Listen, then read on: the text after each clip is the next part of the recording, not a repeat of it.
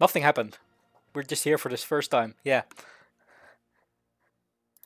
Let's see if I can. Can you talk, people? Then I can. Let's see if I can. I are we here? Then I can. I, are we here? Yes, we're here. I can hear. Oh, what's going on? Yes, we're here. Angus is either trolling us. Sorry. Don't do this to me. Come on. So much stress. So much stress. But I think it's all working now. it's all working. Yeah. Where are we even? Who are we even? Well, I'm Omar oomzer, and below me is. It's Dr. Random Mole, and right next to me. Do I'm doing it well? Yes, I'm doing it Yes. well. Yes. Άρης Μυρπολιτόπουλος. And today we once again will be playing with the past, like Sid Meier was not playing CPU Bach. Or he is Absolutely. probably still playing CPU. It's such a good game. It wasn't. It seemed to be. He says he has no favorites, but he seems to have a soft spot for this one. Let's put it like that. Yeah, a very soft spot. But What are we talking about? We are talking about this book that I don't have the cover now. I do. I was talking about this book. What is? Oh, what a beautiful book! What's isn't that? it? What's that book? What is that book? Creating capitals: the rationale, construction, and function of the imperial capitals of Assyria, by Sid Meier. Oh wait, Oh wait, no, sorry, it's a guy called Aris Politopoulos. You mean Dr. Polytopoulos or not? Dr. Politopoulos. Oh, Not yet. Not yet. Just that. But, in a couple of days, next time after the stream goes up, we're live. I will be a doctor. you will be Dr. Politopoulos. Yes. Okay. Yeah, All right. he will. Let's start playing. Let's start playing. What are we playing today? We're still playing Civilization We're 6. still playing Civilization 6. Yes. If you're wondering what happened to the Ptolemaic Empire, well, Oh, That we're supposed to be winning now. it got erased in one fell swoop. No, we were winning so good that Paradox was Yeah. like, we can't. No. Basically, Ptolemaic Empire was just tired of all the winning. They were just tired of the winning, so much winning that they said like, you know what, we're just gonna get out of here, and that's what happened. And that is There are all these like books like the history of the decline and fall of the Roman Empire and whatnot. yeah. Forget yeah. it. We have Forget we it. have a new case of an imperial decline No, in no, in a it was moment. not exactly not decline. It's like a crash. Yeah, It's it came down, not even tumbling. It just crashed down. it crashed down. I think the Ptolemaic Empire. I think it was aliens, Aris. I'm Oof. sure it was alien. Oof.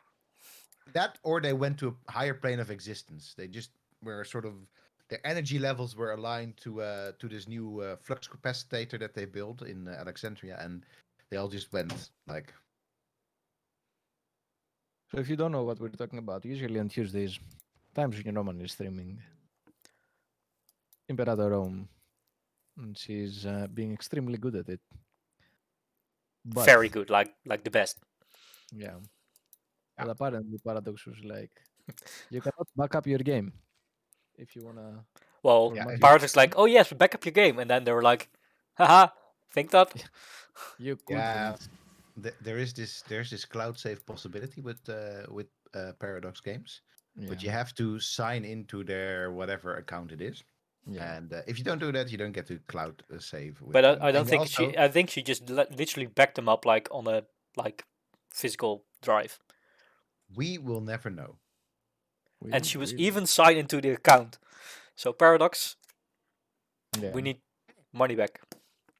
Money back, Paradox. Money back. Give please. us our money back for this free cloud save service that you provide us with. Which doesn't work. So I mean, so I kind of forgot what we were doing with this game.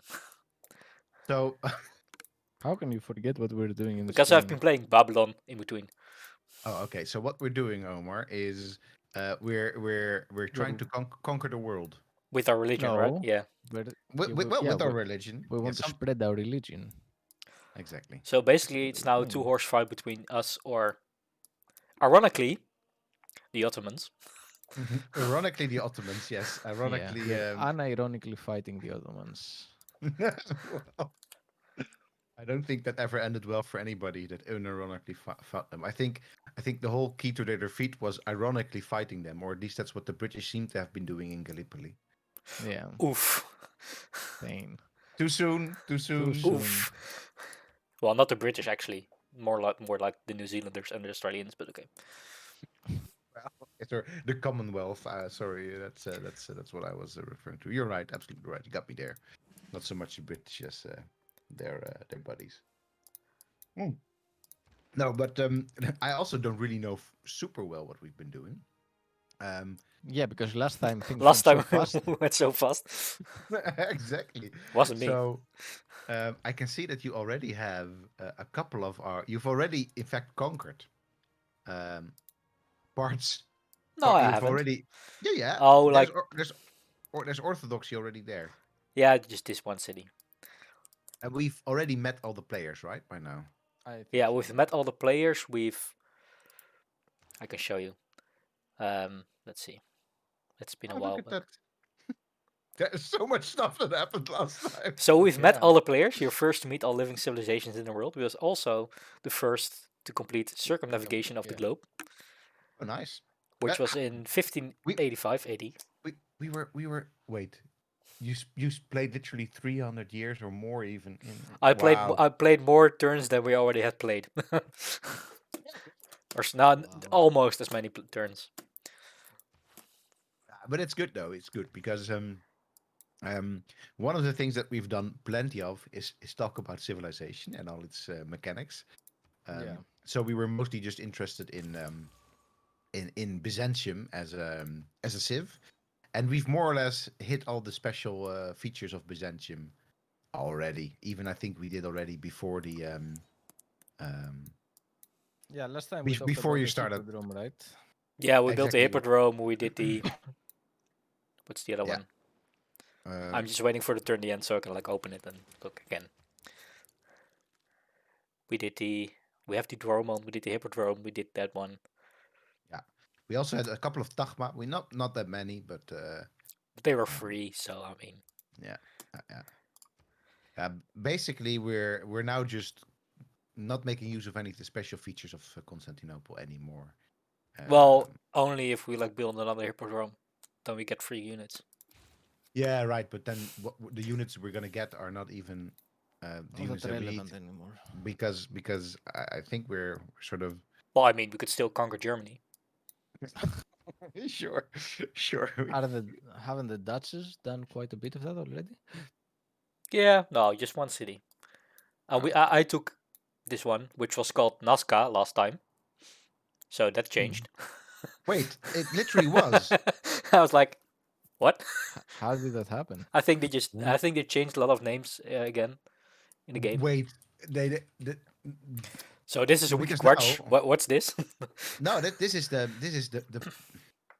So this stuff Is it the Nazca name for or? So Nazca is a culture, right? We don't even really know what they refer to themselves as, but they are most famous from the Nazca lines, right? Yeah. That we saw there, right? And then this exactly one, these. There we go. Yes, very nice that they're just there in the desert. They're still called Nazca lines in the game, but are they still called Nazca lines in the games? Where does it say so? Nazca line. Oh yes, it does. So how does the Nazca line even pop up there? By the way, because It's if you're a suzerain of the city-state, you can build them with your workers. Oh, nice. That's what we had done. So if we're suzerain of just specifically Nazca, then we can build. Yeah, or in this game now it's called this. Now it's Kawachi. Kawachi. But so all these city-states have these special things, or is it just? I think just Nazca.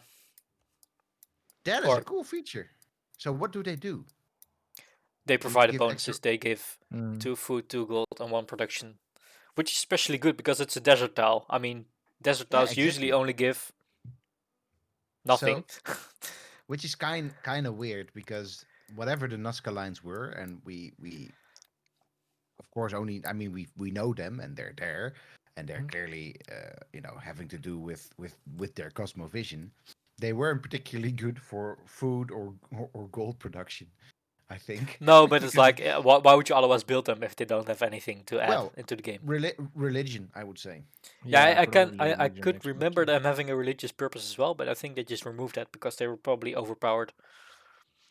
Yeah, Because if it's a you already have desert folklore and these Nazca lines, you'd be like gathering like us 141 faith per turn. Wait, are we 141 per turn? How? Oh, yeah, yes. Who knows? We are. How much is where is it? This one. Oh, Well, only 12. That's we not. didn't end up talking about that so much, but one other way that this game focuses on or uses real actual history, or in this case even geographic history, is by making the combo desert plus religion just very very powerful.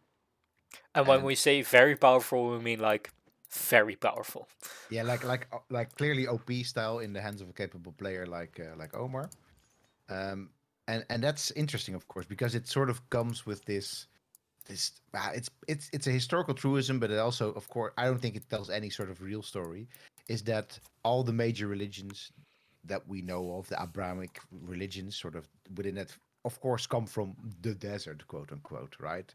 Which is Yeah, just, but which yeah, is just, it's just a bit of a well, I mean, I'm not a religious studies scholar, so maybe there's still some truth to that particular vision, but it clearly doesn't really tell the whole the whole story. That God. because it's a desert, that's why people became very very religious. I don't think that's just being but stuck in a desert for eternity.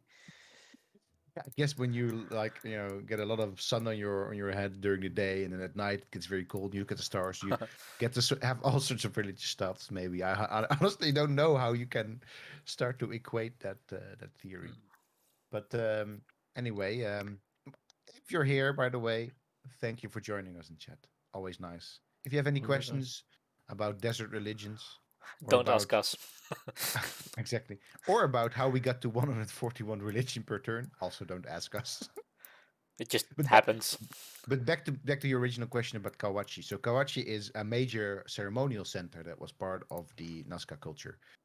Last time I learned anything about this, I think it was just a ceremonial center, not some sort of polity. So I guess that they just went with that because of the fact that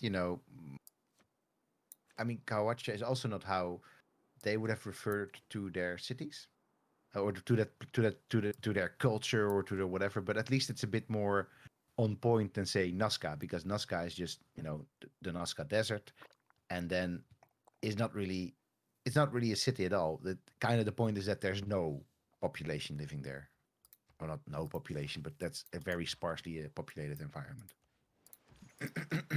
Which is also why these lines have been there for so long, of course. But interesting that they just change these names and that they also take effect And made it mid. compatible with older saves. Yeah, exactly. Because I always had the impression that any updates that they were doing, that they wouldn't take effect for your ongoing saves. Yeah, But but these are like, I think they're like the I think these are minor changes. I don't think it applies to these kind of changes. yeah, this is just basically changing the name of the game. Like Yeah. just a name in the text file or something. in the Yeah. name of the game. Haha. Yeah, so Okay. yeah. And I looked them up right now. They gave plus one. Oh, they give plus one faith to adjacent tiles. Nice. Ah, that makes sense. We're now up to a 150 faith per turn, so I mean, Not bad. That is not bad. Nice. getting there slowly. One Oh, point of faith at a time. they're coming. They're coming for us. They're like, Yes, there oh they no, you are. don't. And then I'm like, Oh oh no, yes, I you do. didn't. Let's see. Whoa, we just erect them. Yeah, so I found out that like you can win a religious victory by like going around and spreading religion to all the cities, but way easier is just to attack and kill their prophets or their apostles, just because they give a bonus as well, and it's like, why even bother Why exactly? spreading? Why even bother? Why even bother spreading if you can just kill them? So Omar, your indication was we would be busy with this for two more live stream, one more turn episodes. You said. Yeah, I, I think so. I Yeah, think not, my friend. I think. yeah, I mean, but there's look, to win this, I need to convert Yeah. um, Catherine and Suleiman and Ambiorix. So Ambiorix yeah, but not a big problem, but no, exactly. It seems to me, and you've already converted almost all of Suleiman's cities. Yeah. I think. no, I don't. Oh, there's a bit more there down there, Uh, but Just but just still, just these 4 cities of the other dude. it's it's kind of a weird. I think we'll maybe even with the the retardation in the stream. I think Oh we no. maybe. I think we would maybe be getting it this stream. I think so. This Well, Let's who episode. see. I knows? think Depends on how hard they're playing. depends on a lot. Let's see. So We also have plenty of things to talk about George Michael would because we proud. George Michael would be proud indeed. So um, who else is in the running for any kind of victory? Us. so us. I don't. I think. so Ottomans are leading in science by a lot, Mhm. but I mean, we are also even leading in the diplomatic victory yeah, conditions. but you can never win that. That's really hard to win. I've only managed that once, and that was like by pure luck. Yeah. So they're like the only way to really win diplomatic victories, because if you hit 14 out of 20 points, the AI is automatically voting against you in like the World Congress. Yeah. So what you have Exactly. to do is vote against yourself, because you lose 2 points, but you gain one for winning the vote. And that's how you Okay. just edge closer to victory, and also like completing the 8 projects and stuff. It's like pure luck. This sounds a little bit like the what we were reading today about Civilization One and how you basically everyone turns against you if you press the nuke button. But No, we're too far ahead. that's That's civilization too, my two, friend. right? Yeah. Civilization Two. Yeah. Yeah. Are you trying to make a bridge here, Agus? I'm trying. I'm trying. Trying I tried very hard. twice already. Haven't worked out. Jeez. This was a bridge that there ever was one. It was a bridge based on the wrong game, and also a bridge that I don't really follow. How is this situation sent to the nuking? It's with the everybody turning against you, just like the World Congress. If you reach like the critical point, everybody would vote against you, which makes it basically impossible to win. All right, You all see right. the analogy? No, I Yeah, don't. yeah, but Well, the analogy is sort of here, and the matter of substance is over here. But we'll allow it. We'll allow it. We need some way to start talking about the book. the, the book. All right, all right. You wanna jump straight into that part of it? No, not necessarily. No, All I right. was just trying to make the segue. You were just trying to make well, sure. So I'm just gonna go out and say it, and this is my favorite part of the book, and this Yeah. being chapters 13, 14, and 15 of Sid Meier's memoir. Sid Yeah. Meier's memoir. King Solomon gave the Queen of Sheba all she Oh, desired great and Zimbabwe. asked for, besides what he had given her out of Nice. his royal bounty.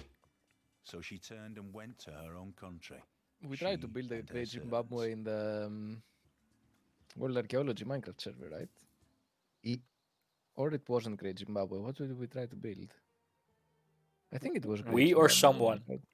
No, me and Angus. no, we went for Things a extremely hard. pie, Maori Hilford. Oh, maybe. Maybe somebody else tried to build Great Zimbabwe. I think we had a I discussion about it. could I I don't- can't remember. Oh, No. damn it. But you're now segueing away from So I'm moving away now again. Yeah, One bring us to the point and then moving away again. I mean, come on. that's So, academia, my friend. okay, here comes the bridge. You know that Great Zimbabwe is a wonder, right? Yes. And you know what was also a wonder? No. Bach's Cathedral in Civilization 1. Oh, indeed. And it's also something else. Bach and Sid Meier. In particular, it's a game that Sid Meier made that nobody played. Except for himself. JA even he incepted it into our brains, and he suggested it as a Minecraft build. It would be a cool Minecraft build, absolutely. Yeah. We should, if we ever do something like that, we should talk to Annelou van Geijn because she has studied that sort of stuff for her For postdoc. sure. But anyway, CPU Bach is the game that Sid Meier made after Civilization 1. CPU Bach based on the name of a CPU, like a computer unit, right? And then I'm trying to even find the chapter still. And then also the son of Bach being CPE Bach. Carl Philipp Emanuel. So He said to the responsible son of Bach. yeah, exactly. The responsible son of Bach, because the other sons basically either gave away all Bach's music or just let it rot somewhere in a basement or something. In a basement, yes. Yeah. Which I think. So this book, I'm going to say that in the chapters before this, we haven't really seen Sid Meier being sassy about anything. Wow. Point and click adventure games. Except point and click adventure games. That's like the only thing that he seems to have been upset by. So breaking news: we've almost just converted Istanbul. Oof.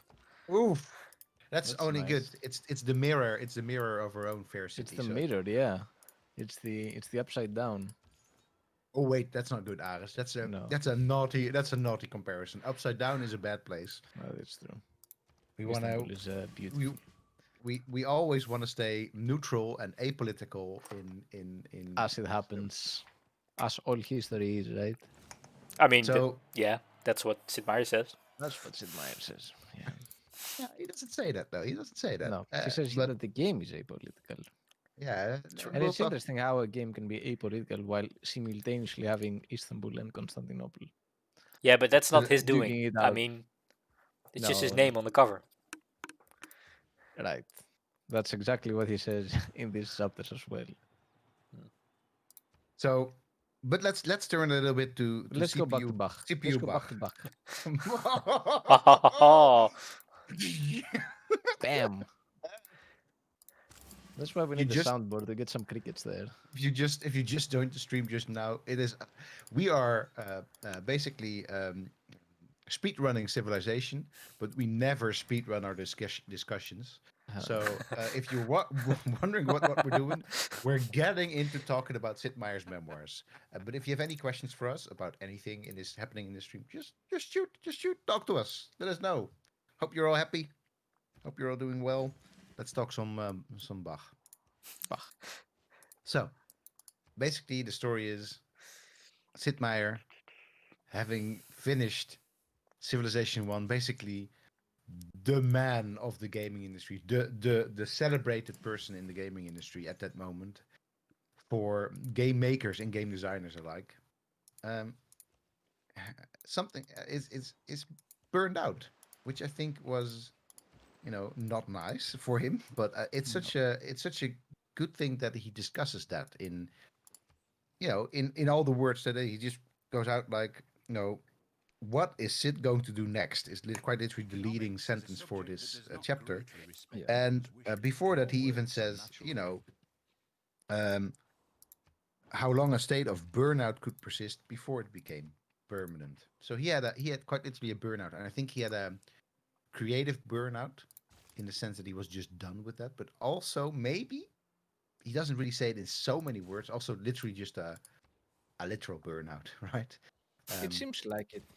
Quite seems like it. I mean, Garrett. When you take your PC to the beach, I mean. Yeah, this is what we discussed last time, that whether it's like a good thing or not, what he was doing. Yes. So But now it clearly, really seems like, the answer is no. yeah, really the answer is No.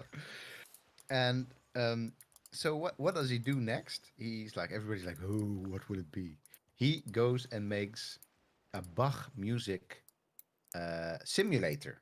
no. Uh, Yes. it's not even a game. It's literally just a It's way a, to make yeah. new Bach music. It sounds so much like someone is like had a random combination in Game Dev Simulator, Game Dev Tycoon. It's like a Yeah. music simulator. Like what? Yes, indeed, it does sound like like somebody just smashed two random things together. But what I love about it is that um, with anything that Sid Meier does, it may seem random, but it there is clearly no randomness involved. So he, even if I've never played the game, and even if I don't know really anything, any musical theory, he he explains why such a thing should exist, Yes. and it's great. It's great. It's That is great. And I also find I'm gonna I think that might be a bit of a haughty stake here, all Oof. right. but I Or find it interesting how he was not very concerned with historical accuracy, and on the contrary, he found it burdensome to include too much historical accuracy in his games because it would hamper game like the game element. Near And the then he goes on Masodis, to opposite Laodicea, basically create is an algorithm of Hierapolis, all the where a trends hot in springs and a Bach's plutonium, music, both of literally which have killing some all singular sorts of properties. creativity in relation to The what you water could of the do, springs is basically so easily making a consolidated and simulation becomes which stone is that super if it is accurate in terms of conducted what through we know watercourses, of how Bach dams are composed, formed consisting of a single while piece of stone. literally taking out all creativity and game elements out of it. As Jay says, saying, basically Sid was making Bach deep fakes 25 years ago. yeah. Yeah, Yeah. exactly. And it's interesting because he even says, um, um, he even says, Kind a of Cornell cliffhanger. Cornell Cliffhanger.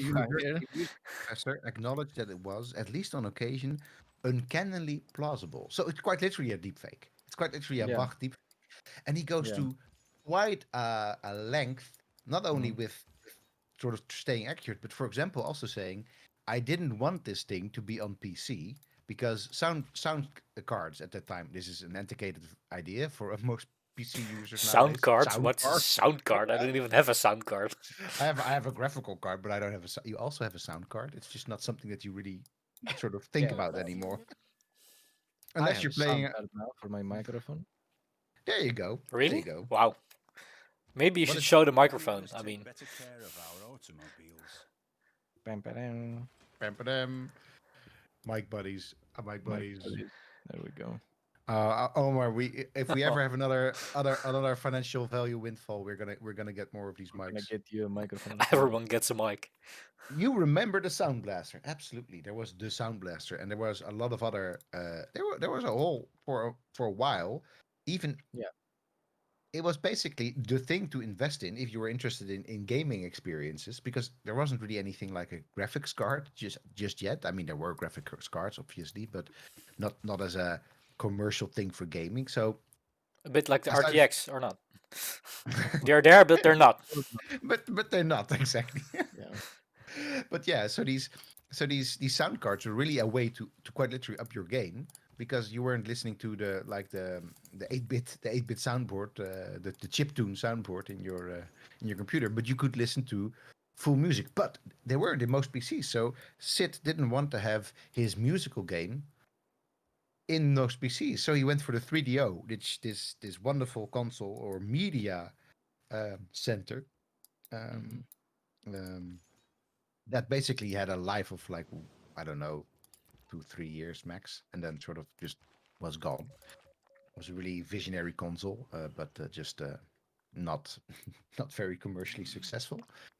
And that's why he put out that media experience, that music experience on the 3DO, because it had a good sound card and it could in fact play harmonious sounds. Yes. So as you were saying, Aris, I like your hot take actually. He seemed to Thank you. have been very concerned with keeping that as accurate as possible. And you could even say, yeah, exactly. So, but then, and in a way, it is. I don't know for sure because I haven't played it. It is probably the least game-like of any of Sid Meier's products ever. It definitely sounds like the least game like. And But I also think there is in this chapter there's a very clear explanation as to why this happened. Besides I think one reason that this happened is the burnout, that he was sort of creatively kind of. I feel like he wanted something that was extremely structured and clear Mhm. and not easy but confined. Like this is what I'm doing. It makes sense in every step. There is no like randomness involved. All of the pieces fall in place. I, th- I think that's one thing, and I think the other thing is contrary to civil. So for civilization, he's invested in the genre, in the strategy aspect, and he's invested in the coding, but he's not invested in the history aspect so much. The history aspect is something that's nice, but he can put it aside if he feels like it's hampering his creativity. While with music, he's personally invested in music. So I don't think he can distance himself enough from it to say, you know what, I actually, yes, this would make sense based on what Bach does, but I can move it away to make it more fun Yeah, because he's too invested in it. And yeah, in that, I think it was a great, and a reason that I thought this was a great chapter is because finally we're getting, these are the kind of stories that I'm more interested in, yeah, which are like, okay, this thing that covered this aspect of my life has this clear influence in my game development, and the link is there, and he talks about it extensively, and he talks about his experiences around music extensively. So I thought this was really interesting as a glimpse into Sid yeah. Meier, the individual. And one of the things that I think is also interesting in this, it is probably the lightest on game design advice. Yeah, it's basically don't do this. Well, basically, it's not even basically, no don't make a game about Bach. Bach. Yeah, no, but he's more frank about it didn't work Yeah, commercially and for clear reasons. But he doesn't say don't do this. no. It's He more like doesn't a say cautionary tale. Like, yeah, but not even because I think there's no caution in it. It's just that okay, this thing failed for obvious reasons, Mhm. and that you can now see the obvious reasons. Sure, and he says that I could kind of see this thing failing already anyway, right? Mhm. Um, but clearly, this is this personal passion project, and that yeah sort of shows the other side of the thing. So yeah, cool, very cool insight I think uh, into this period after Yeah, directly after civilization, which also explains I think a lot of the other stuff that follows after, right? yeah. Hi, by the way, if you're just joining, great to see you're here. Wonderful. Give us a shout out in the chat because we do read the chat. It's not only JA that gets to talk to us or everyone Garrett. gets to talk to us, Exactly, except for everyone. bots. They don't. Bots also get to talk to us, and then we ban them. But then they just get banned. Yeah. So Omar, Another thing, what are? Wait, okay, you go ahead, Aris. You go ahead. what's happening? No, it's more. No, no, It's no. more. It's I just thought we were done with chapter 13, but maybe not. no. I actually have several notes that on chapter 13. Surprisingly, because I thought I wouldn't have. Mm. I have. You're such an academic. Notes and everything. I know, right? Shoot, hit me with some notes. If you don't hit me soon, I'm gonna hit. I'm Right. gonna hit you. So first, Physically. Yeah. his first piano, the Wurlitzer piano. I tried to find because he doesn't say which model it is. I tried to look it up. I checked various Wurlitzer pianos. I think it's a 200A that he was playing based on the description that he gives, which is very scarce. But I think that's the one that he was using. So if you Google the Wurlitzer piano 200A, you can see what it is. Then he says he bought a Polymoog. Moogs. I have played in various So Moog is a company, a music company that makes instruments, electronic instruments, and it's very famous for its analog synthesizers. Very famous to this day. It makes all sorts of like amazing and beautifully designed analog synthesizers. I have played No innovation in several Moogs, both older and newer. But the Polymoog was one of these amazing sort of designs that if you Google the Polymoog and you look at it, it looks like a console, and then you can Nice. see how he draws the analogy between, okay, I'm coding and this is what I'm doing, and oh, I have this synthesizer with like 50 buttons on there and switches and shit, and I actually have to code a lot of sounds in there, not actually physical code, but like make them. So I think it makes a lot of sense, and it's very clear how he can, how a programmer can like conceive what the Polymoog can give Mm-hmm. as an Yeah. instrument. Yeah, absolutely. Yeah, it's a very gamey piano to look at. It also absolutely sounds like it's a Pokemon. Yes, fair enough. So these were my notes about the instruments. All right. Um, It's the Industrial Very Revolution. hot take if you're into 70s or what is it, 80s pianos. All right. You got another hot take. Otherwise, I got a hot take. you shoot me with a hot take, and then All I'll right. move to my next note. Okay. Talking about the 3DO. Ah, damn it. All right. Maybe it's not the same. Okay, The early 90s were full of technological optimism, it's the same. fueled by the upcoming turn of the millennium. Everyone just knew that once the years had twos in front of them, we'd be living in a science fiction paradise. But I think that is also something that is still to this date in technological optimism is still to this date ingrained in the Civilization series. Yes, So I that think would so as well. did I like Yeah, this literally take away your note? Any good a little historical bit, online a games little that I bit. can? I, Oh, I Harry have Taylor. something else to say here. All right, wait. First, questions from the chat always take priority. Always. Always. Any good historical online games that I can play with a kid's 8-year-old? Point and click or similar? Secret Civilization. No, No, no, no, no, no. no.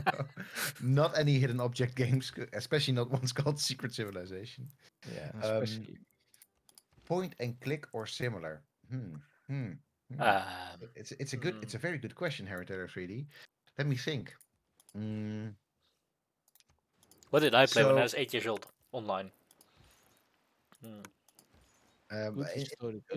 in the sense online and like multiplayer, or do you mean you're two separated at a distance and you can't play together? No, Or, like or, when I was or 8 years old, what was sociable. I playing online? No, Not no, No, even, because the question not regard, meaning. Oh, like Harry Teller. Yeah. yeah, exactly, Harry or, Taylor. Yeah, or online as in browser-based games. Easy for kids. easy for kids. Hmm. Hmm. It's um, It's a tough one. it's a tough one. Play together. So play together. Yeah. Uh, So co-op. I mean, what do you call it? Never Alone is a relatively easy to play game. I would say it's not a point and click, but absolutely never alone is a game that I think 8-year-olds Yeah, could could very easily pick up. could very easily pick up and play. I think if you haven't played Never Alone, which you can I think also play online, right? Or can you only play it local co-op? Now I don't know for sure. So I don't know. No, shared split screen co-op only. that's a pity. So Oh, it no. says remote play together. Wait, let me check. So If the otherwise, Steam tag is remote play together, what does it mean? I guess it means co-op. No one Co-op, ever right? knows. No one ever knows. no. I'm gonna plunk it down in the chat. You can have a look. It's an excellent game. Mm, what else is a good historical game that you can play? Online co-op is not supported, unfortunately, for that. So one other thing that I would say is sitting down together in Minecraft and building a historical game together. A historical game, sorry, No, historical building together yeah. is also a very fun activity. So Yeah. that's something an 8-year-old definitely can do. We do it all the time at our events. You can do it online as well. Yeah. If you either have this Minecraft, I think there's Minecraft Realms or something like that, which you can get for, I don't know, maybe a couple of dollars or euros per month. Um, uh, and Or you can also get yourself a server um, for a couple of euros per month, or you can just look around and find any sort of server that would be open and available for creative building together. That is, make sure that it's not a griefing server, so people don't really come in and because that's of course the thing with Minecraft. You can also play online very easily, but you all will People are have dicks, basically. people can be horrible. So the way is to find a really nice server that you could play together with, play together in, or in fact, if you have the technical know-how to set up a server, which is it's really easy. Um, it's only a couple of euros per month to set up a server that basically you and the kid that you want to play together with could play together with. So Minecraft is, I think, a very nice, relaxed game to play Yeah, together. for sure. So another thing that you could try, that you could play at a distance, but it's going to be it's a bit hardcore historical. But you could try and play Herald together with so basically you controlling it and then or the kid controlling it and then making the decisions together. So Herald is a game about being on a fictional 18, well, a sort of Alternate history. alternate It's really history alternate 18 history, yeah. alternate history 18th century version of a ship, and it's a point and click game, but it has history in it, and it also allows you to talk about certain things. It has very nicely voiced characters, so you could, for example, stream it on Discord. You can both listen to the game, Mhm. and it even allows you. I don't know if this is something you want to do, but it even allows you to talk about certain things that would otherwise be maybe kind of, it would pop up in games anyway, but you don't really get to talk about it in a sensitive sort of way. So, for example, it talks about being from different cultural backgrounds and what that will do specifically in history to as part of colonialism, to what people Yeah. are allowed to do and what not. So it's not super uncomplicated in the sense that there's this cultural angle to it. But if that's something that you're equipped to or interested in handling with as well, Herald is also Herald Yeah. game. It's a Absolutely, that's pretty the one. awesome game, yeah. Yeah, it's a Yeah, really for nice sure. game. I had to play it for uni. It's amazing. Yeah, absolutely. So I think that those would be good things to start out with. Yeah. Maybe also, although it might be a little, I don't know if it has online co-op. Maybe also Violent Hearts could be an option. Yeah, Not sure if that has Let me check. Maybe it online doesn't have play, but online co-op. if it has, it's yeah, definitely play it. I mean, it's my favorite game, so I mean, can't say no to that. so another game to try. It's not point and click, but it's something that you could try and play together, or you can even, I think, cooperatively play. Is Anno, the Anno series, Oh yeah. which is, or in fact, any other historical city. Can you play Foundation together, Omar? No, I don't think so yet. Yeah, Not but sure. It's still but in early access, so probably not. but city builders, basically like Anno. Anno is one of those games that is very laid back in the sense that you can just um, it's really about making a nice. It's about making this sort of society together, but also then really in a very low, laid back kind of way. Yeah. So that's something definitely to try for. Yeah. Now what I was thinking, what would be a really nice thing to try and do for access. I'm sure that there's no money in it, but still, is make a junior version of Civilization, Oh, that would be pretty dope. Yeah. right? But So but you get to. how would that look? I mean, it quite literally could look the same way. I think. The But only just thing is simpler.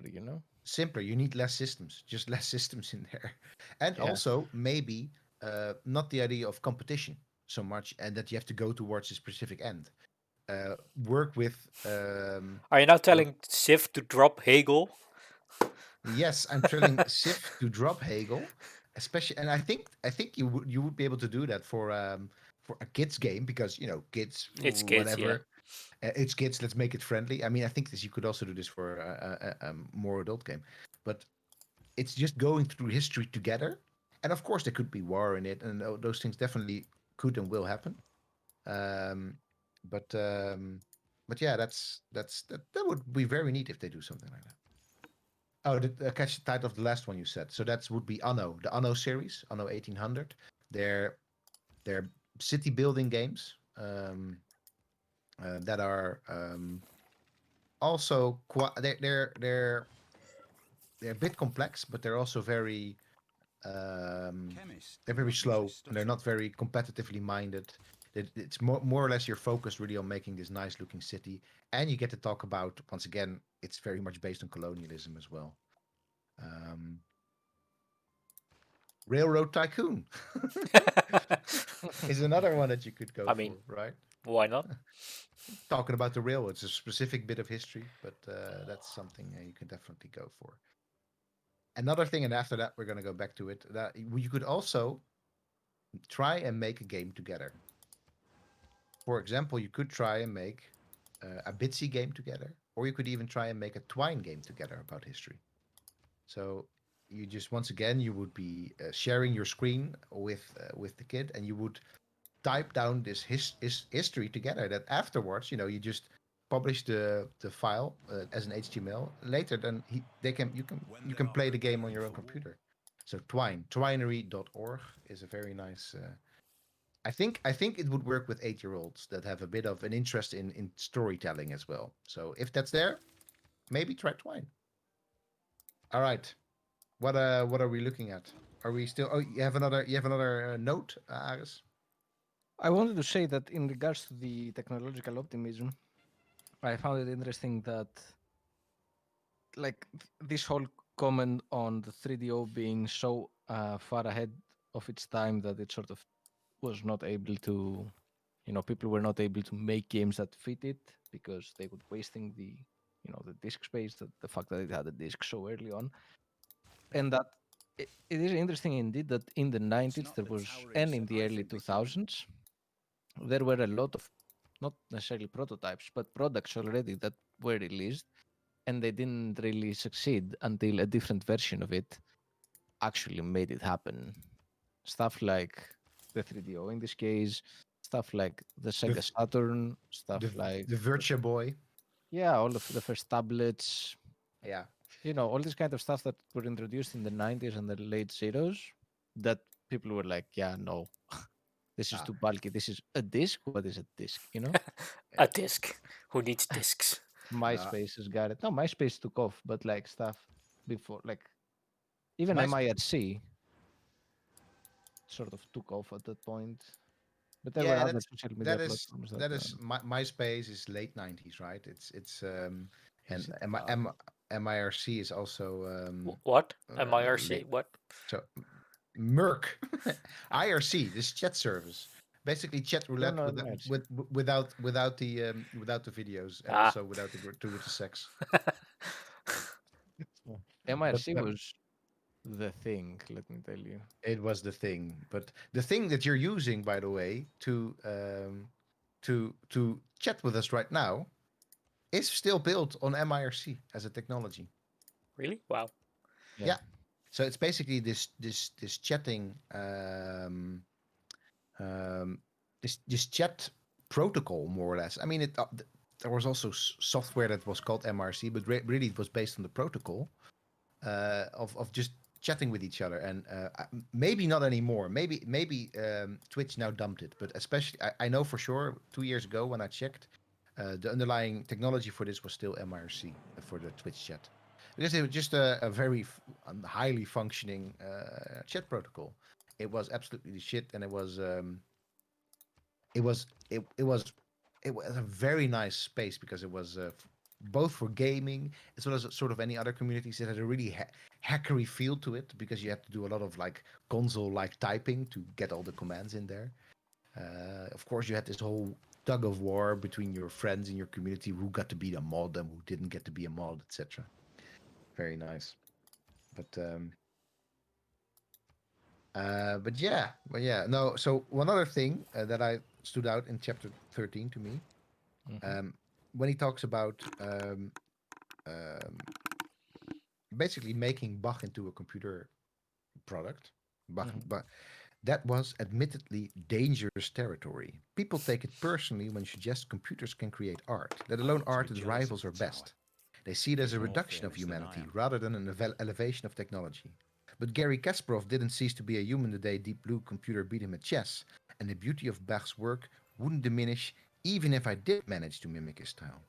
Besides, I think time has proven that the humans are special folks, don't have much to worry about. We've made so much progress in the confluence of art and technology over the last 25 years, and yet are still so far from completion.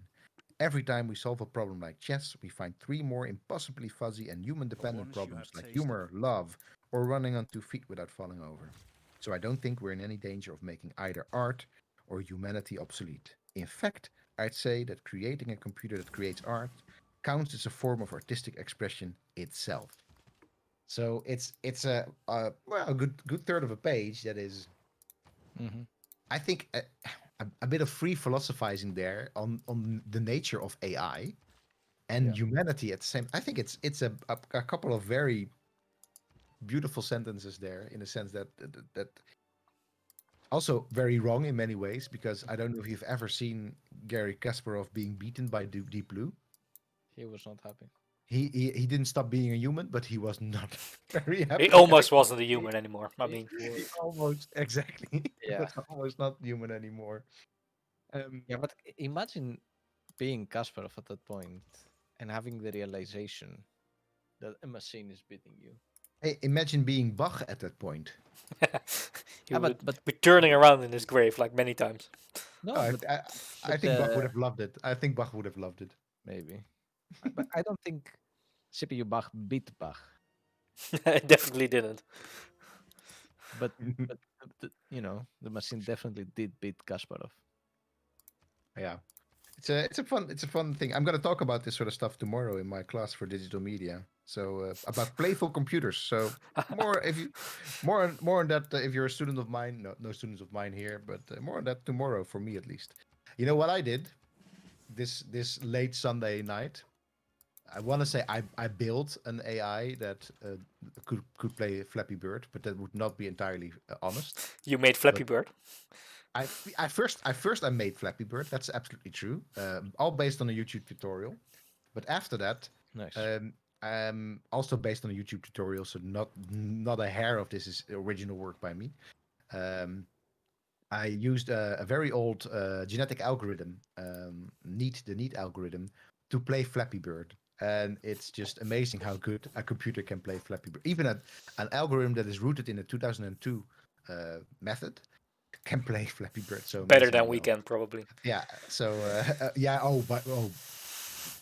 like you wouldn't believe. Yeah, absolutely crazy. But so yeah. So that's what I'll be doing tomorrow. They've already played Flappy Bird. I made my students play Flappy Bird for half an hour. Don't you think it's wonderful? Wow. that, my friend, is torture. So what are you doing? Well, I'm playing Flappy Bird because, well, yeah, I mean, I have to. My teacher at the university, he insists on playing this goddamn game. Exactly. It's. I mean, they read all sorts of shit for university. So they might as well play some Flappy Bird. Exactly, they might as well play some Flappy Bird, which I think is so essentially game-like and at the same time so essentially horrible that it's well, just the wonderful. best part of Flappy Bird is that like the creator like took the game off. He stopped the game because it was too. Yeah. He was like, "No, this is not. This is not happening. No, we're not doing this again." No, it's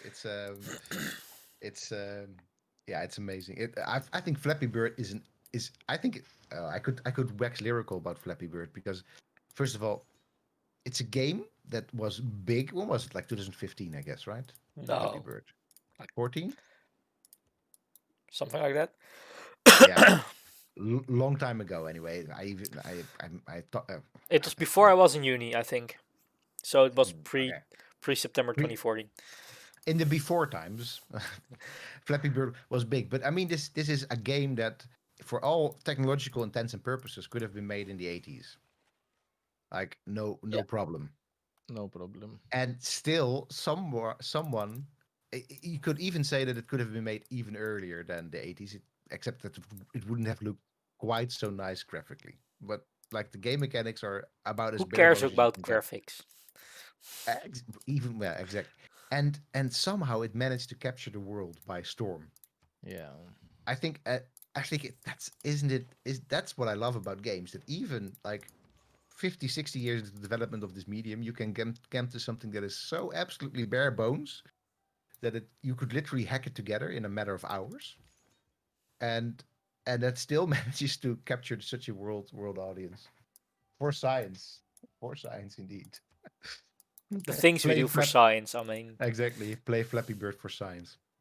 All right, Omar, what? Tell us. Give us an update on. well, we're still converting this continent to Eastern Orthodoxy. That's what been happening for the past time.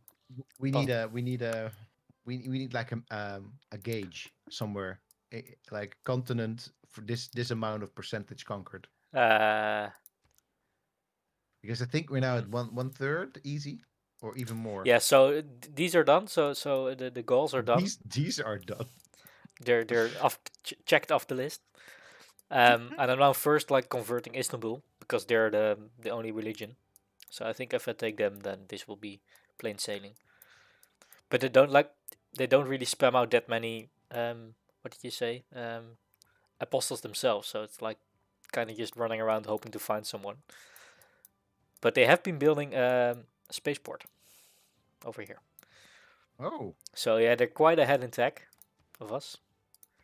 They're oh wow. at 52, and we've caught up a bit. They were leading by 9 techs, so now they're only 3 techs ahead. So even if we don't win religiously, we could still win science easily, like easily. Yeah, because if you just convert to science production, then you would Yeah, and still. probably also culture. We could also win that probably. Yeah. But we're going for religion. That's happening.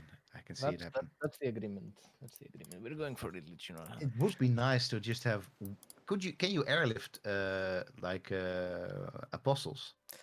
You could, but not now because I need a city on this continent with an That airport and stuff.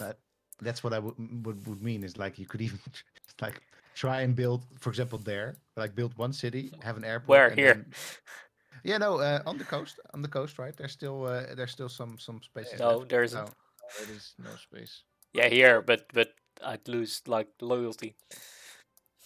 yeah, fair point. Or here, but that's like snow.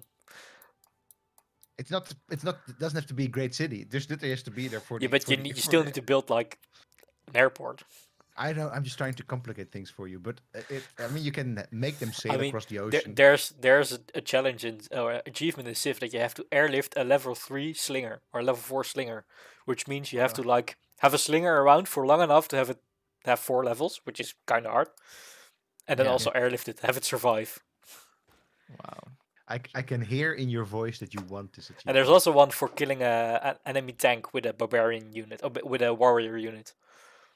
I can also hear in your voice that you want this And achievement. you'll never I will never get that. It's too hard. Wow. There's so many of these achievements where you're like, especially like everything has to be right. Yeah. There's a railroad. Yes, the first Woohoo! one. Yes. Nice. Talking about railroads. Let's Let's also tycoon this. no, but let's talk about chapter 14 of Chapter 14. Sid Meier's memoir. If you have any questions about Sid Meier's memoir, or if you're Sid Meier yourself and you're in our chat right now, You never know. hey, I mean, come say hi, because hi. we Because we we've kind been of talking about you for about 100 hours. yes, exactly, quite, and we're not even exaggerating. Yeah, we're not. 100 hours, but we're and we're still not certified fanboys. I think we are fanboys, Aris. I don't think you are. I'm not yet. I mean, I think we're critical fanboys. I think we're quite critical to be fanboys. No, I think we're critical fan. I think I'm slipping into critical fanboyism. The more I read this book, and also one of the things that I was also what I really like about doing this book discussion episodically is that I really have a lot of time to reflect on the book because it's not just it's not like I read it, we talk about it, it's over. No, it's like I get to even read back little bits of because how was this again like 5 weeks, 6 weeks, 10 weeks ago. Yeah, exactly. And it's the book is growing on me. I have to say, Aris, it's really growing on me. Partly because of chapter 14. So take it away. Why is chapter 14 the greatest thing in existence ever? Fanboy. Ever. Oof. Oof. So chapter 14 is where he. Oh, we can drop the act. I saw we just lost one viewer, so that means Sid Oh, is that not was Sid longer. Meier Yeah, he's not watching it. He's like, they're not fanboys. I'm out of here. here. So in chapter 14, he talks about Sid Oh, he's Meier. back. He's back. He's back. Okay. Shh. Number 10. The number 10 is always Sid Meier from now on. Viewer number 10, you're Sid Meier. So he talks about Sid Meier's colonization and Sid Meier's Civilization 2, the two games that came right after, or that basically were civilization-like games that he made after he was sort of done with the burnout. It doesn't seem to be that he really that he worked made that he burnout. made. You say. Yes, and through this chapter, he sort of admits that he didn't make them. He's actually Made pretty them. about this. He's like, yeah, my name is in the cover, but I did not make these games. Like he consulted on them. He had ideas of his in there, but he didn't do the coding for these games. Just in the way that he did for Civilization 1, which was really his game. Exactly. He didn't write a line of code for these games. Well, maybe Some maybe a little. Maybe by maybe- proxy. Like, yeah, exactly. So he still was very much creatively involved. But the developer of the game, those games actually was Brian Reynolds. Yes, and Brian Reynolds, it says here that he was a young designer. He had been hired for a project called Rex Nebular and the Cosmic Gender Bender, which apparently was the Microprose's answer to the Leisure Suit Larry franchise of adult comedy adventure games. I read this line, I was like, what? And you know what? Eh. The game actually came out. Oh no. It actually came out, and I kind of want to play it now. Yeah, it's interesting. But Brian wouldn't make strategy games, so he was working in a prototype called Colonization, which was pitched as the narrower, deeper version of Sid. Just news on the game. We've just converted Istanbul to Eastern Orthodoxy. Wow. Just give an update. Some reverse history right there. Exactly. If you would ever write this on a paper, people would be like, haha, no, it didn't happen like this. All right, just a tiny moment. The plot of the gender bender is they invented a machine that would allow them to alter their sex for short periods of time. This became known as the cosmic gender bender. The populace of the planet is divided into two classes, keepers and breeding stock. The keepers are technologically advanced and reside underground where they monitor the stock. The stock resides above ground and have a primitive culture. Wow, this sounds like a handmade tale, but then made for 90s humor. Wow. Oof. That's really bad right there. Maybe that's not a point and click adventure that you want to play with that 8-year-old. Probably not. No, I don't think so.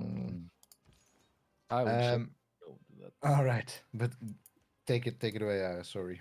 So yeah, colonization. We can talk about the name in a moment. But apparently it was like, yeah, he had this whole discussion about colonization being released more or less at the same time as CPU Bach. But of course, CPU Bach, while colonization was released a little bit later.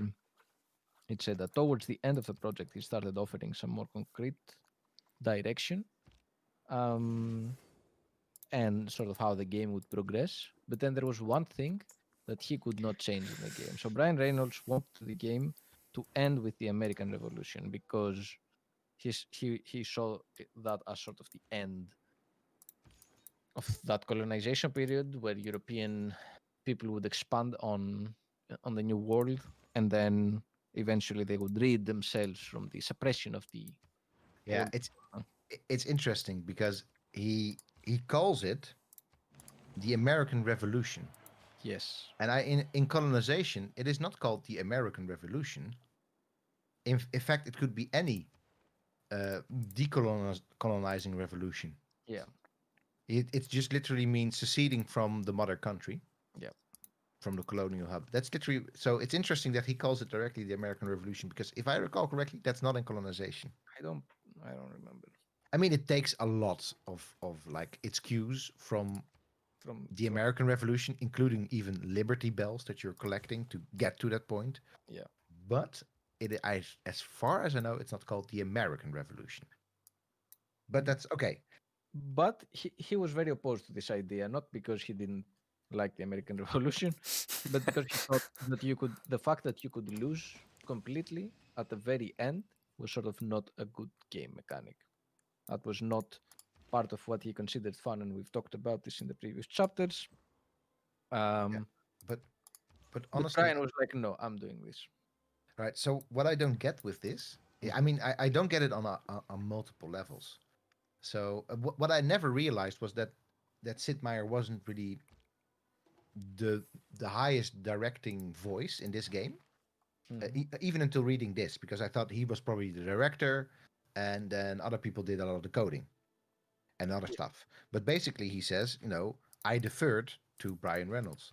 Good games don't get made by committee. So basically, his name is on there, and he was creatively involved in a bit. But you know, when we talk about Sid Meier's colonization, we actually mean Brian Reynolds' colonization. Exactly, yeah. Because it seems like he did the coding, he did the research for it. Yeah.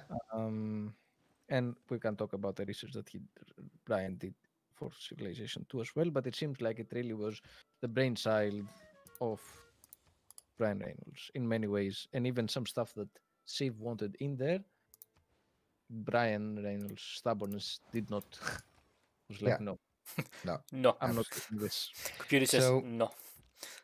have you ever played colonization, Omar? Nope. I don't think I have. Maybe I have, but can't really recall playing it, so probably not. Have you played it, Aris? We had played it on the stream, remember? Yeah, but have you played it yourself? No, Like by myself, no. so, I'm gonna make a bold thing here. Oof. Aside from the ethical discussion around the idea Colonization. of I mean, colonization as a game, let's drop that aside for now. For the brief moment, because I'm gonna get back to it in the next comment in the book. I'm sure you will. of course. I think for me, colonization is the more interesting game than civilization.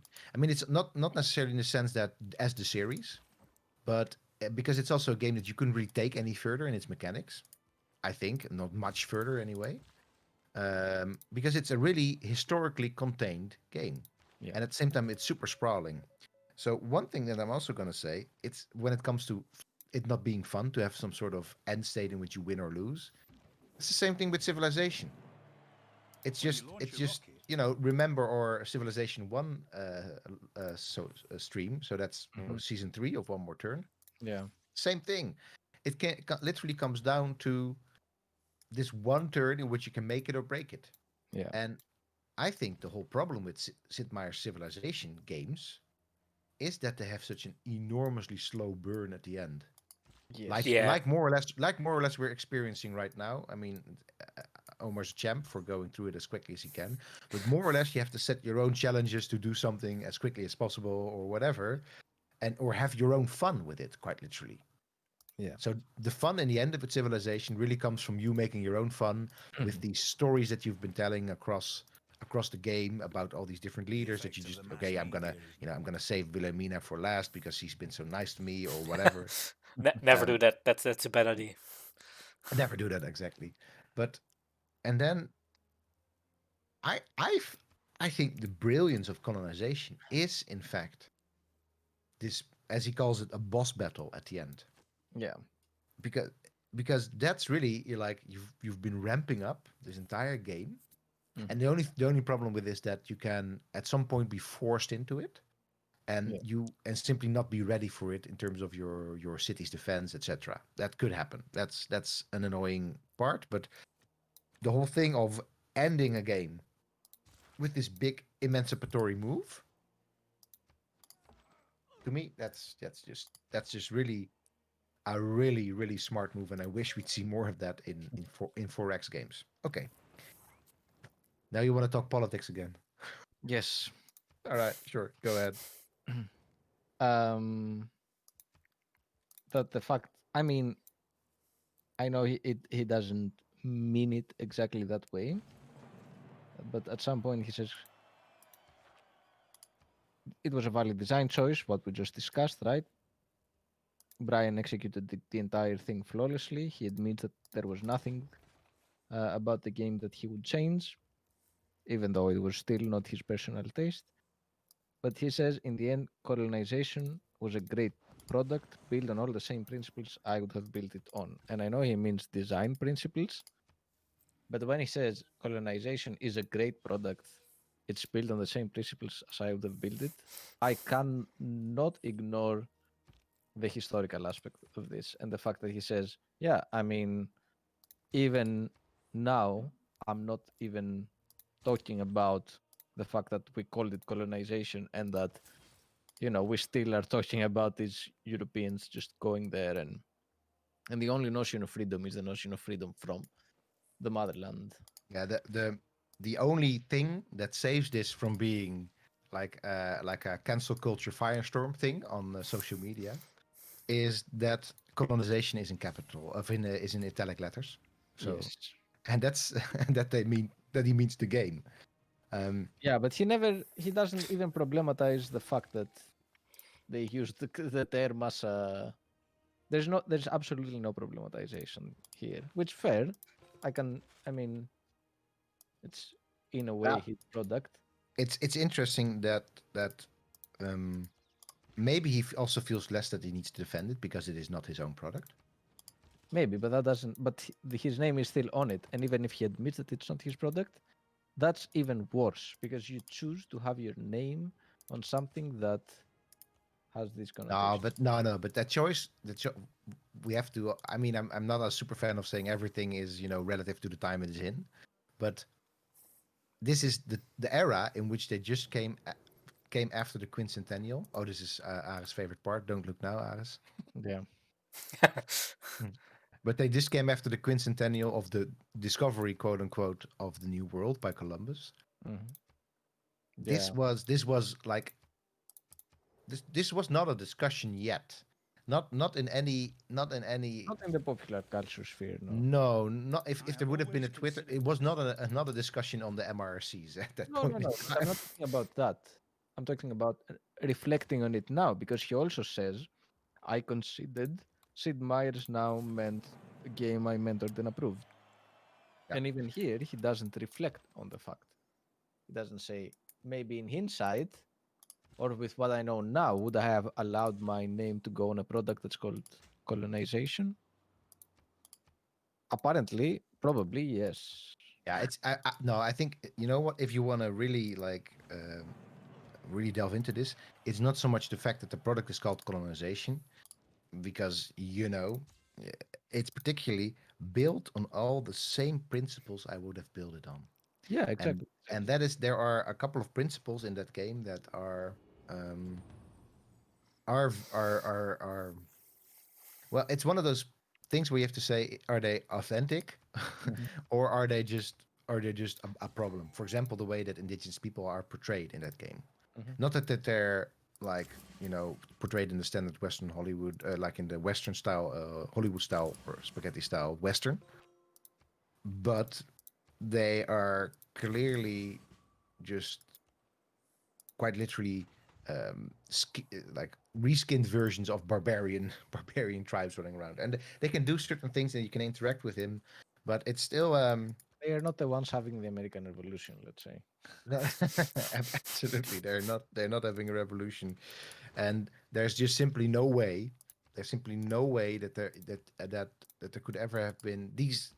They're stuck in time always. Yeah. these. They are There's yeah.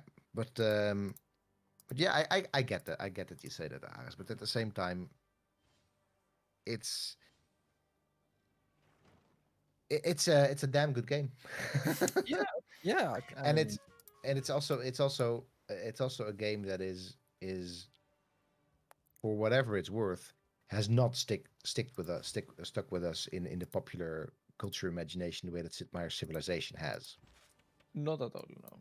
No, so I guess, but yeah, maybe it's worthwhile playing it once, but at the same time, it's also not really worthwhile playing it once because it is not really part of even of the game design culture anymore. This particular take, It's not even relevant anymore. So no, even some of its particular game design elements are not really replicated in any direct way in any modern games. So Yeah. it's kind of a dead end, not in all ways, but a kind of a dead end of game development. Yeah. Yeah. Oh, you know, yeah, you have other hot takes for this chapter. We can go I to the mean, next. he has hot takes for everything, right? I mean, Yeah. Do you have any standout things for this chapter, Omar? don't think so. Let me just quickly check because I don't have fancy notes like you do, so it's all in my head. I could remember some hot takes, but I don't think they're in here. I mean, there's a giant hot take at the end of it. I think a very lovely discussion based on modding, but we'll get to that at the end, I guess. We'll get to that at the end. Yeah, I think think that was the hot let's take talk I about was. Civ 2. Yeah, that was the hot take I was thinking about. I think, yeah, Yeah. because mods they're fun.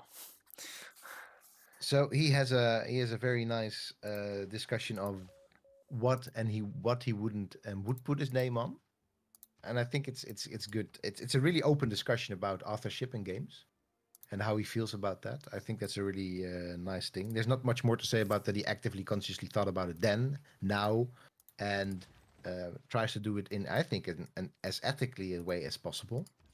Uh, with the caveat that you could also simply have said no to the marketing department, but Yeah.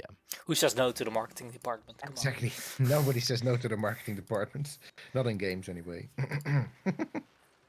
Well, that's hypercharging it, but it is clear that he absolves himself of those sorts of decisions mostly, and he's not going to put his foot down too much here. He literally says that I'm not going to put my foot down, but if I could have done it, and they probably would have changed tech if I would have wanted it.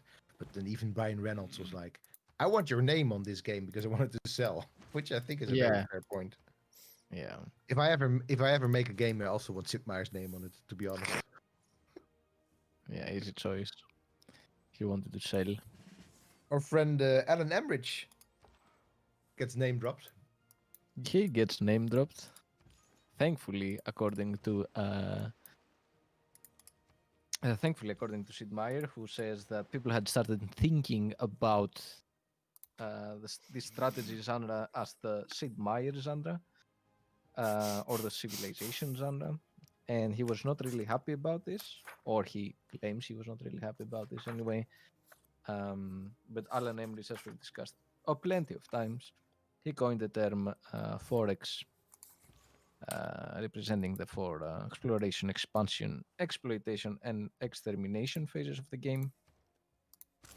He says, I don't know what I would have done if my name had become generally synonymous with all strategy games, but I'm grateful to Alan for stepping in. Not only was it a clever and succinct way to summarize the essential elements of strategy gaming, but as a programmer in the era of limited disk space, I couldn't help but appreciate a descriptor that could be shortened to just two characters. Yeah, exactly. Yeah, I think it's Imagine them really being called Sid Meier games. I mean, the genre being called Sid Meier. I was like, how? What do you I play some Sid Meier? I really yeah. Sid Meier games. So Sid Meier Civilization is a really Sid Meier game. Yeah. Yes, exactly. Maybe Sid games would have been working out. Sid games, maybe, yeah. Yeah, but yeah, for X, at least it's honest. Yeah, for sure. We talked about 4X and the term way too much. All right. Oh, one thing that I absolutely loved as well. next page, page 160. Yeah. The fact that for Civilization 2, Sid Meier actually considered what Humankind, the upcoming 4X game, based on a radical departure from the Civilization games, Yeah. is trying to do, and that is drop players into a separate detailed battlefield screen during conflicts, then return them to the main world map once the tactical winner has been determined. There's some But I people. wasn't, Yeah, I wasn't pleased with the results. there's some I, people now over at Sega like, ah, oh damn, damn! why? Why did we? Slumming as a lowly general puts the player in an entirely different story. Win or lose battles are not the only interesting choice on the path to good game design, but they're the only choice that leads to Civ. And and I kind of want to say that In the having played hierarchy of the these major poetic substance, slowly scenarios in Humankind where you are a lowly general slumming through a battle, I have to agree with him. Still, like, uh, what is it now? Almost 30 years after the fact, it was a good He choice. kind of has a point. Yeah, He kind of has a the fact point. that you don't have to play the things over and over and over and over and over again. Yeah, yeah. So I thought that was a great. I don't know if he already saw Humankind and knows, And or he noted because of that, you think? he was like a bit of He's shade, not like succeed. Well, probably not, right? I mean, it's no, No, impossible. I don't think that's possible. No. yeah. But anyway, I thought that was a really cool, cool little nugget in Yeah. there. I have various notes. I find it interesting when he says, okay, he gets a preview.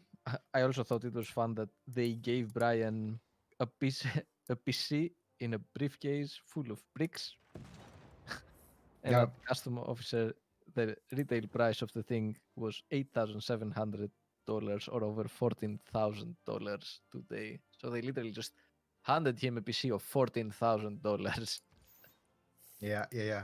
to take with him in England because he was moving to England. I'm like, Jesus Christ. I thought it was great. I thought so. Yeah, So his wife is going to do a research uh, position there, yeah. study, or She yeah, got exactly, study, she got a grant. and they're supportive of. So I That is was something to appreciate, I think. yeah, exactly. So Micropost says, "Hey man, you're such an asset to our company. We don't want to lose you. In Yeah. fact, we're gonna invest quite deeply into getting you this PC, and you get." And he talks about all the internet mumbo jumbo, the dial-up internet that is concerned with that. Really cool, really cool. It shows a little bit interestingly about the company that Micropost still was, even if it was already taken over by that point in time, I think. Yeah. yeah. But yeah, Yeah, interesting, very interesting. But then Brian makes a prototype of the thing. And she gets to have a go. And he says all the various steps that he was going through in like creating. He says the first thing I noticed was that he'd added a sixth difficulty level called deity and the ability to adjust the aggressiveness of the barbarian tribes, stuff that are still with us today. Nice. Then I was given the option to declare a gender. I made a mental note. Wait. I made a mental note to watch for personalized text and graphics later on. And I couldn't help but think of the people at the how do you call it? From Ubisoft who are like, oh yeah, it's so difficult to actually code for a female character. They're so difficult. Oh no, yeah, that's why we don't have females on Assassin's Creed. And then he's like, oh, he said we should include a different gender. Okay, let's start thinking about the assets that we need for this. yeah, it's a bit different, of course, between a 4X game like this and in fact making a full care. I'm not. It was absolutely a bullshit point for Ubisoft to make, but it is 21 civilizations. In Civilization 2, every single one of them had a female leader. So they had to make 21 different, yeah. You're probably right in terms of how many people were working on this game versus like yeah. 21 different dialogue trees, not only like just adjust the dialogue options. What do you So, mean trees? I mean, maybe I can't remember what kind of different interactions the female leaders have, but I think they also have some different like interactions if you choose the female leader. It's not just This changing is the this menu is text. something we have to get in for when we play Sid Meier Civilization 2. Yeah. For season number 5 of this. Are you in fact fighting with what is happening there That's with, a with city who lost loyalty. So Augsburg over here yeah. lost their loyalty to the German Empire, so they revolted, and now they're a free city. So you basically anyone can attack them. But they're also Ah, going back to loyalty with Germany, which is kind of weird, I guess. And they're also losing this one, and they're losing this one. So Germans not doing so great. Not not very much an empire. no, not so very much an empire. Maybe because they lost this city, but could be me. If you just turned into this to watch the stream, hi digital people, um, very nice. Come say hi in the chat and ask us difficult questions that we don't know the answer to. Why? And ask Omar what he's even doing with this game. What are you even doing, Omar? Why is that Winning. battleship heading there? No, it's like Why? so they have like if there's a barbarian coming here and like attacking my apostles, that sucks. You don't want to be losing your religion. Haha. Mm-hmm. As long as I'm not in a corner, I'm fine with that. Yes. Very good. So then the pièce de résistance, Yeah. Ares, right? Well, it started with a cheat part. Yeah, absolutely. I think it's a great discussion. I think also it shows Sid Meier to be just kind of a good guy that can look at his own sort of thought process later on and like come to a different conclusion. But, So what's can I have a quick note on this? Like yeah. the quote says, "In fact, it's our job to stop them when they succeed. Most bug fixes are not about broken code; they're about closing design loopholes that players refuse to ignore." Has he even looked at Civ 6 ever? No, I don't think he has. Yeah. He's or maybe he's like, you know what? Add a couple more of those design loops. Have you Because ever heard about the Pantheon bug, which was in the game for like 4 years? no, what is the Pantheon It bug? like when you choose a Pantheon at the beginning of the game, you could Yeah. like if you click and hit escape at the same time, you could pick a Pantheon over and over and over again, but they would stack. Wow. So if you choose like we did the Desert Folklore one for like 20 times, you'd get 20 times the Desert Folklore bonus, which would like have. Shit. And if you have Peter the Great, he plays Yeah. Russia. There's some other bonuses as well, and there's also one of the great scientists gets you science per turn for every faith per turn you earn. So you could just break the game, and that was in the game for like 4 years. It's like Nice. Nice. I didn't know that. That's it's been fixed now now since yes. since some YouTuber made a video on it. I think not just a YouTuber. I think it's been. I've noticed that with several Civilization 6 bugs, you find like 5, 6 different major Civilization Yeah. content creators who are like, hey, this bug. And then 3 months later, hey, this bug is still here. And then 3 months later again, hey, It's still here, it's still here. and it's not going anywhere. Yeah. Firaxis seems to me to be the type of company that is not super on top of their like influencer game and their social media platform game. They Not don't super. even have a contact information thing. No, exactly. And I think they don't mind because they sell their games anyway. Yeah. Yeah. I mean, if anybody in the chat knows how we can contact Firaxis directly, please let us know. Viewer number 10 is not in here right now, so Sid Meier can't speak up. Yeah. So There's class what are we talking warfare, about? We're talking about but it's cheating. Mike. Yes. And so Sid opens up this build of Civilization 2 after he's more or less been too busy with still recovering from Civilization 1, more or less, and playing CPU bug for a bit more, I guess. To find that there's all sorts of stuff in here that he really likes and is really interesting. Like, whoa, a lot of research, 21. I was impressed, is quite literally what he says. One more dialogue box to select the aesthetic style of my cities, and we're finally on the main screen. My stomach dropped. Surely this was a joke. There, second from the end, in the menu, was the word cheat. Cheating was an inherent part of the game now. Right on the main screen, this was not good. So yeah, what's Sid's problem with the cheating? It's not really. He doesn't really mind cheating, right? He just minds the fact that it's so easy to do. No, I mean it's relatively clear, right? He understands that cheating is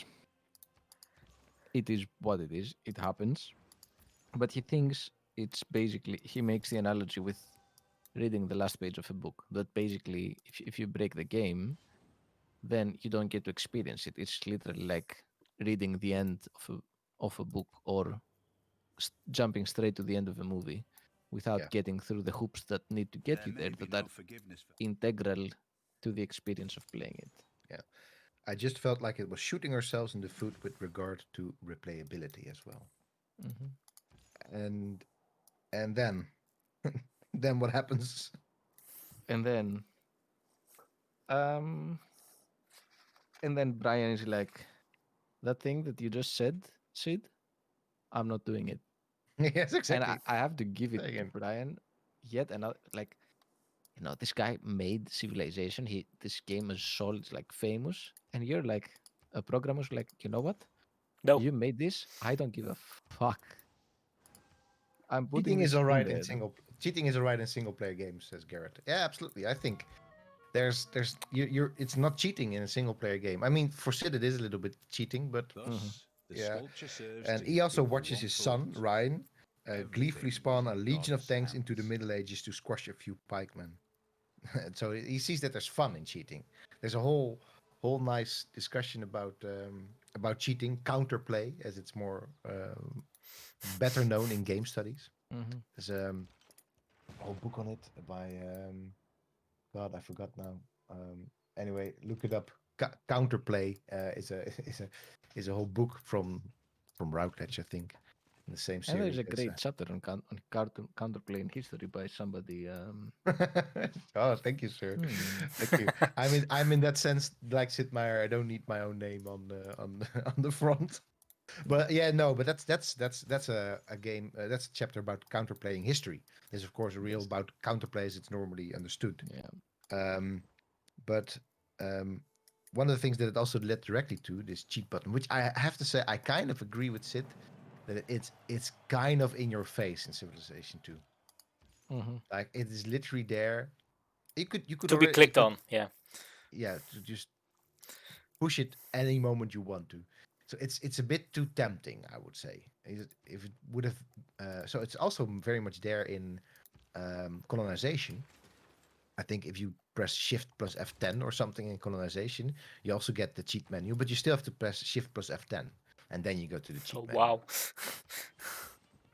But it's there straight from the beginning with Yeah. civilization. And that is a bit too much in my face, but it did lead, Sid says, to modding. Hmm. So Basically, he says he couldn't be more wrong with this. yeah, yeah, absolutely. He says this Better this to this fight cheating for thing led to something. modding, and modding was really the thing that Yeah.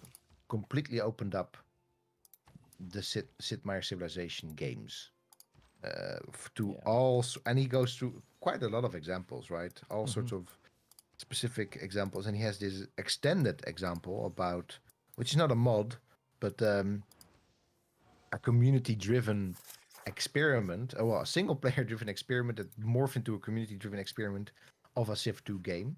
Hmm. That we can maybe talk about that a little bit more Yeah. later.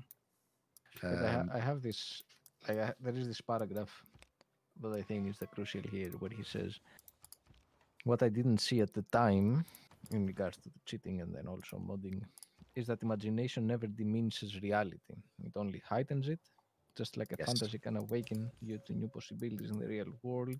Letting the fans play in the sandbox with us only brought them closer to the universe we had created, the one that had made their fantasy possible.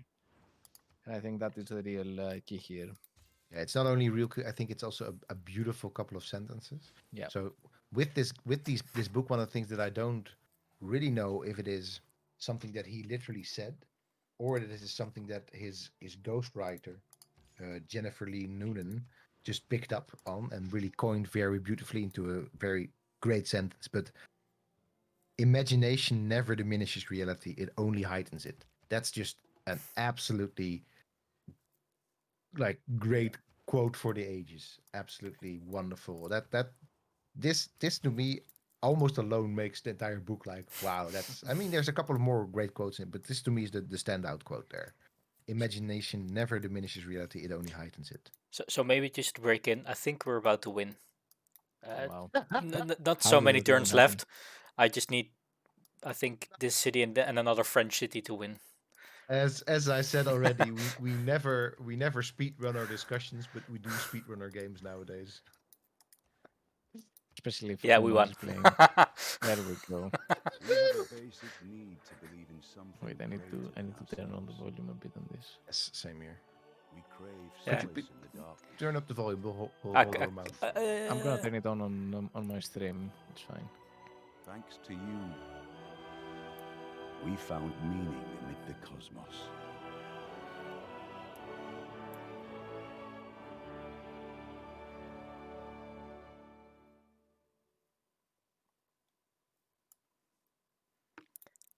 Wow. So Replay the movie one more time, Omar. Can I? We have a basic need to believe in something can I- greater than ourselves. can I- We have a basic need. We crave solace in the darkness, a light unto our path. Thanks to you, we found meaning amid the cosmos.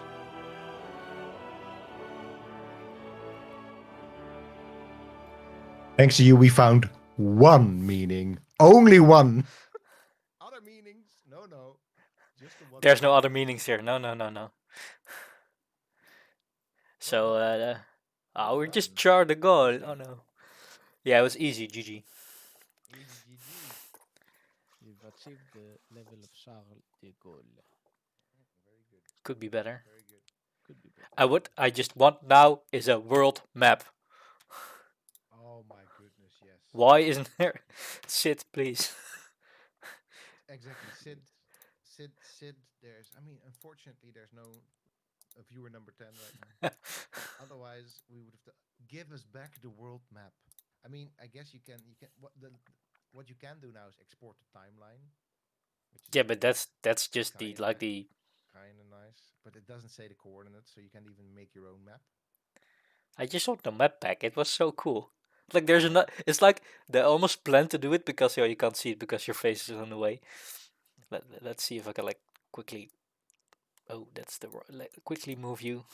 Quickly break some things. Yeah, I mean, Now there's enough space over here. Yeah, you can select them both. I will little tip, Omar. Make them into groups. These things. Then Yeah, but we don't have to break our faces. that was too much effort. Yeah, I know. But it's so. But what did you want to point out? I already pointed it out. The fact that there's enough space at the top for another button which says map. Oh, yeah, absolutely. Yeah, that should have been working out. Yeah. Hey, I we're mean, done. Yeah, we're done. And I mean, I think chapter 15 was interesting in a way, but also not the most interesting. I had a lot of. Oh, you mean you're done with it now? I mean, we're done with the game, is what I was trying I to know. say. What are we gonna do? You're right. I Chapter mean, 15, I could just play on. I mean, that's no problem. just play a couple more rounds, one more turn and one more turn, because why not? Right. Yeah, we can briefly go through because we have 7 more minutes. We can briefly go through the. Yeah, I think chapter 15 is interesting because he talks a little bit about how he breaks away from micropose. Yeah. It's clearly that he has quite a bit of disdain still left for the corporates back at what was it? What was it called again? The thingy Spectrum Holobyte. And he works on Magic the Gathering, which I played as well. I absolutely blew my mind back then. But one thing that I was always wondering about when I was playing that game is in fact something that he talks about in this chapter as well. Why there's not many more of the rarer cards in this game sort of just available to play with, and that's because they wanted the people at Wizards wanted to keep the rarer cards rare, even in the digital game. And I'm like, for realsies, for That's not how any of realsies. this works. That's not how games work, Wizards. But or at least not back then. So it would have been much nicer if you would have just let me have those rare cards as well. But okay. Yeah. Um, um, the only thing Also, that the yeah, go future ahead. has shown that how you can make these type of games and actually balance them out. Oh, absolutely. Yeah, that's very true. So yeah, there's more many. Basically, he's just more or less talking also about Magic Arena right now. I like the fact that he says like at some point he even says like, "Hey, Magic is this game where, if you have to wait all the time for people making their decisions, it's kind of not cool as a multiplayer game." Yeah. but but Again, has never How played Civ how Civ, multiplayer, I Magic think. Arena, Legends of Runeterra. yeah, yeah. So one thing that was still maybe nice to discuss real quick is the Eternal War game of Civ 2. Or shall we leave that for when we play through Civ 2?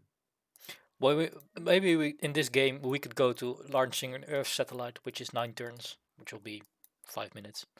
Earth satellite. Oh, that is something new, isn't it? No, that's been the victory thing for quite some time. Wait, wait, wait. Oh, for the science victory.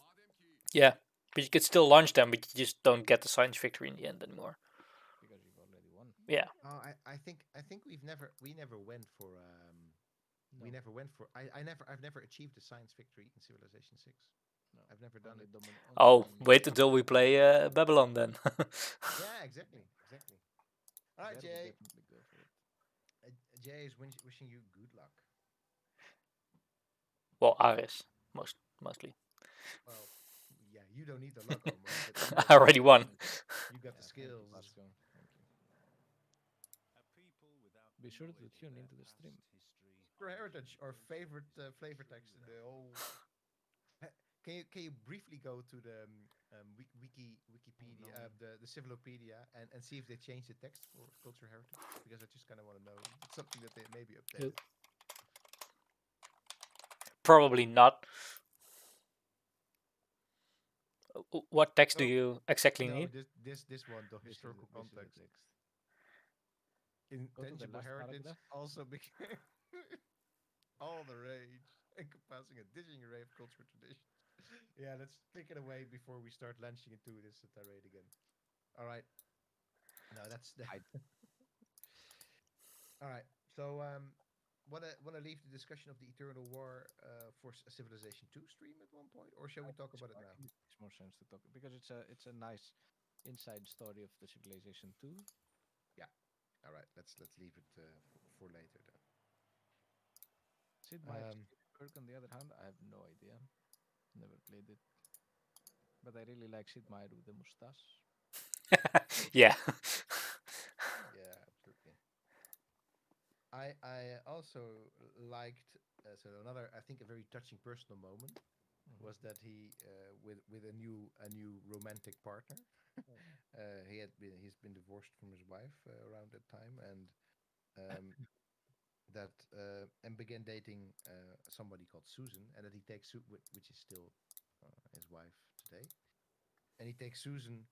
During one of the dates, he takes her to the game store where he shows her the boxes with his name on it, and Because then she didn't believe him, right? She didn't believe that people actually sent him fan mail. Because yeah, You could just show them the fan mail, right? I mean, or is it just me? yeah, but she didn't get that he got fan mail even Ah, still. It's like but so why? that's well, oh yeah, I can show you, I promise. As soon as we finished eating, I took her to the nearest video game store. As expected, there on the shelf was Sid Meier's Civilization, still selling strong after 3 years. Colonization was there too, and possibly Railroad Tycoon Deluxe. Though I don't think poor CPU Bach made the cut, at least not for the eye level display. Okay, she admitted with a smile she was impressed. So I think that's just It's fun. In fact, he started working at Firaxis, the game that the studio that he founded after getting gone from Micropose. And it's interesting to see that the way that he talks about his separation from Micropose in a very um, detached kind of way, because it's a studio that he founded together with his friend, while Bill Steely, but there doesn't seem to be some sort of like regret of what that thing turned out to be. And Micropose, of course, went on to well to go to be to stop existing, bankruptcy. To stop existing. To stop existing, went on to stop existing. Yeah, 2003, in fact, so not much later. No, yeah, exactly. I think what did you say? What year? 2003. 2003. Yeah, they made a couple more games, but clearly some of the magic had left, quite literally. They made Haha. Alien. They made, yeah, and they also made exactly some of the magic had left. Absolutely. Made the UFO and Our audio is low now. Oh, maybe you have to turn it up a little bit more. Omar's like, let me focus on getting this Earth satellite in. Is it better now? Probably is because I turned it up, so it should be better. Good. But that basically he talks about that there was this potential ugly legal standoff between the two companies, and that more or less they resolved it by them not draining Micropose of all their studio talent, and then Sid Meier got to have more or less all the stuff that he created for Micropose, so all the code and everything, which is nowadays that would be nowadays we're launching an Earth satellite. Exactly. Nowadays would be not something that would be happening. A space race project has been completed. Like, how did you launch? How did you do this so quickly, Omar? I just playing. Wow, Just my knows goodness. what he's doing. You also we weren't almost even had the a cultural first. I victory. mean, Suleiman is ahead of us, Wow. but we have more signs that we could eventually overtake them. But Yeah. look at these But two cities. We don't need to, because Suleiman already believes what we want him to believe. we literally can't. Like, it always bugged me that this sometimes says can't complete victory, or sometimes it doesn't say that we're leading. It really bugs me. So what sometimes it just says can't complete victory because you already won or something, but it doesn't. It's really annoying. It pisses me off. Here it says disabled, but here it doesn't say that. Neither here or here. Or yeah, it doesn't count.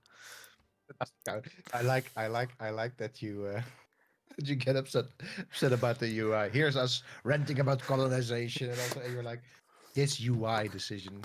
Well, yeah. Or UX in this case. Hey, nice.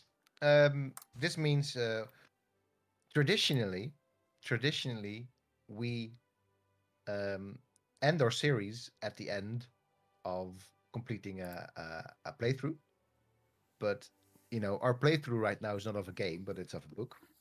Oh, we still have some chapters left, right? Exactly. We still have about 9 chapters left. I think so. Yeah. So next up, that's about we're playing. What are we playing? What are we playing? Not next week, I guess. Not on Tuesday anyway, right, Omar? No, next week Thursday. Yeah, next but I can't be there on Thursday, so I mean you could still play without me, but or on Tuesday. Yeah, I'm not sure either if I can be there, so it would be like 50-50 for me. Maybe we'll let you know what we'll end up streaming. But anyway, we're continuing this, and we're gonna be playing Ares. Babylon.